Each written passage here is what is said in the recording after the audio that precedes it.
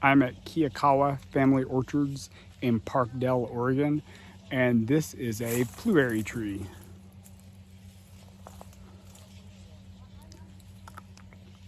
Blueberries are a cross between, and that was a good one. Blueberries are a cross between plums and cherries.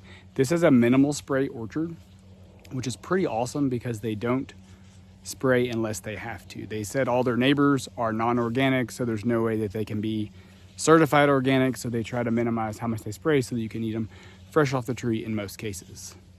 Kiyokawa Family Orchards is mainly a pear orchard, which I find very interesting because of all this amazing stuff that's here. There's a pick your own component of it, there's a large commercial component of it, and then also farmers markets, especially a number of regional farmers markets, regional grocery chains. It's a pretty neat place, and it's the first place I've ever been able to taste a blueberry.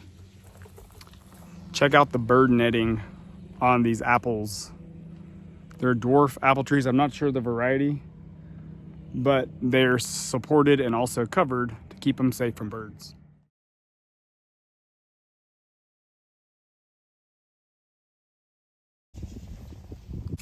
This orchard also has dwarf trees planted in rows and supported. Check it out. And of course, rows and rows of really beautiful and mature pear trees. I'm told most of the pears here go to packing houses for commercial distribution.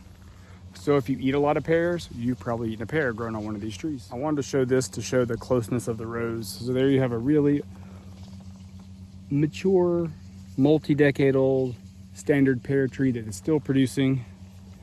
And then you have a smaller pear of another variety planted right within 10 or 15 feet. One more cool thing at Kiyokawa Family Orchards is this beautiful, well over 100-year-old, still producing apple tree.